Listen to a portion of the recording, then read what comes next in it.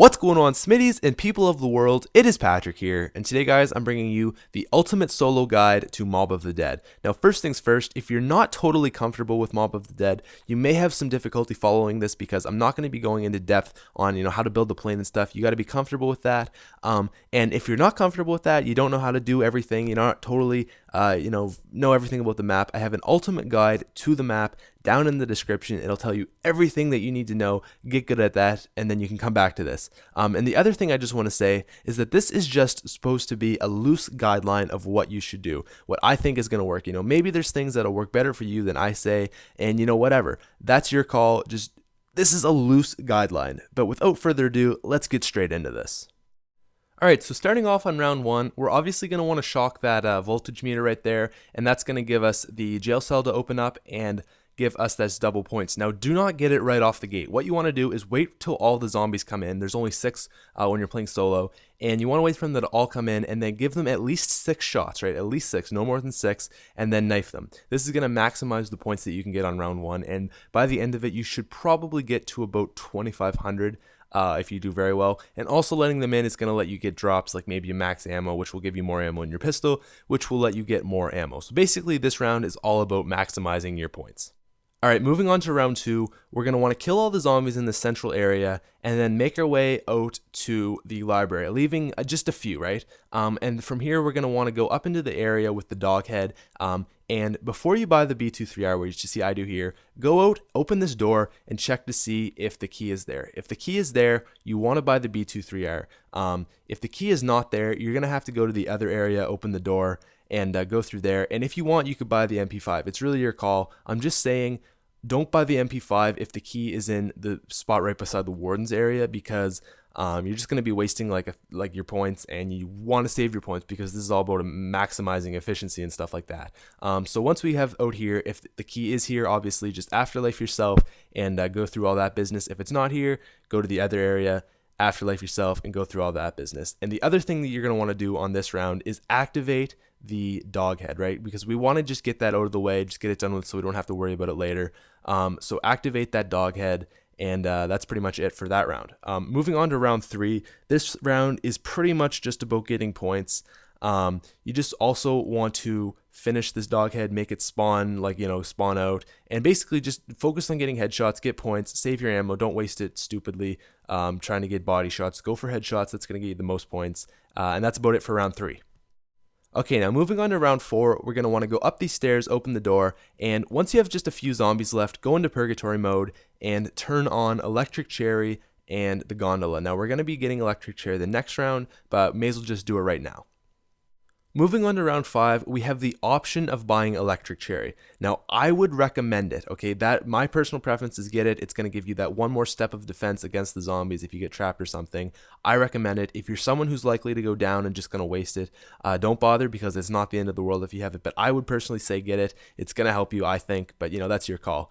So once we get that, or if we not get that, wait till the end of the round, and then we want to take the gondolas down to the docks. So once we get down to the docks, we want to go to this area here and open up this little gate, and also buy the Tommy gun. Now, if you're good on ammo and you really need jug-dependent person, you can get that first, but I would recommend going for the Tommy gun. Now, after that, we want to go into Afterlife, zap that little thingy there so we can unlock the spot for the oxygen tank, and then also go and unlock the jug thing so we can get that next round.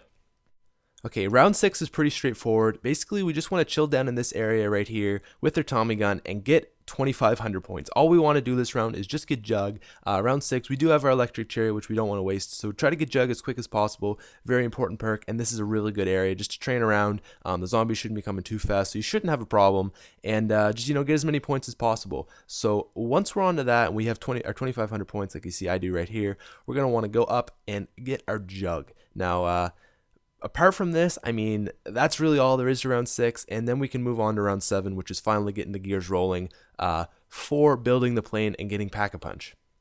So the next rounds we're going to see here are going to be very similar. From boat rounds 7 to 12, I'll say as a general guideline, we just want to be maximizing our points, And at the end of every round, we want to be going to a new area of the map so we can get another plane part. And we want to be done this by about round 12. Now, it's okay if you're doing it, you're going on round 11, you're going on round 13, whatever. It's not that big a deal, but I'd say aim for about round 12.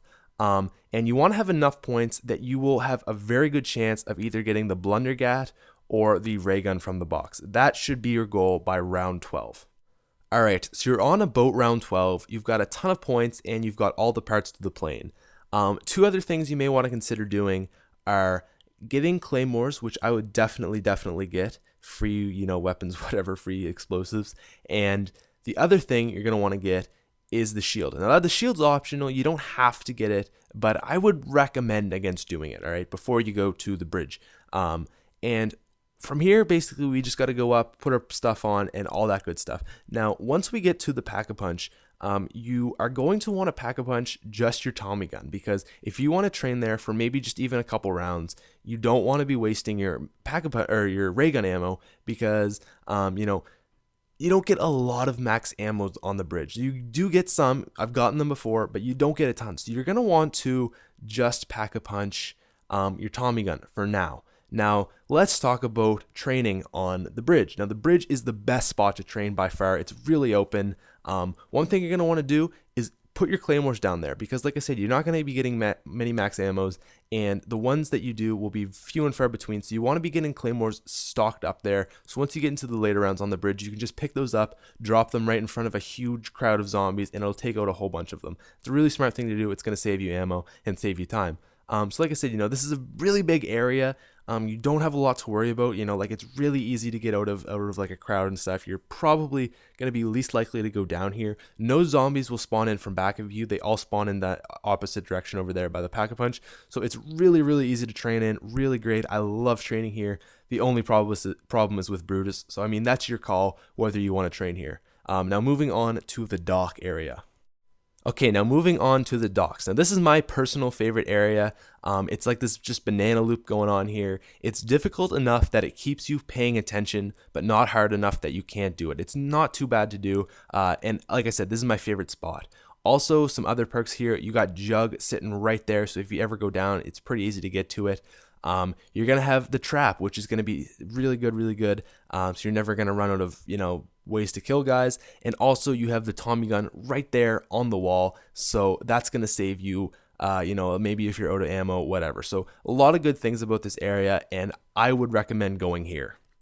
Okay, and the last area that we have is the cafeteria. Now, I would recommend not going here. This is my least favorite place personally, and it's just this big circle loop going on here. So you do have the acid trap, which is very nice, but apart from that, it's just not that appealing to me. Like, I just find that if you don't have a gun which can take them out in front of you, you're just gonna go down. It's just not that much room, and I don't know, maybe it's just me and I'm bad at it, but I don't like it that much. You don't have to go around the full loop. You can just kind of do like weaving back and forth, but it's just not that easy. And also you can go outside, out through of the cafeteria and out and around, but I just don't like it that much. And I would say don't go in here, but it's total preference, whatever works for you. And those are pretty much the three big places that you're going to want to train. And that is really all I have for you guys today. Now, maybe you want to drop me a like because you like this video. Maybe you want to sub, whatever. But all I really care about is that this helped you and you got better at zombies. So have a wonderful day. My name is Patrick Smith, and hopefully, just hopefully, I will talk to you again. Peace out.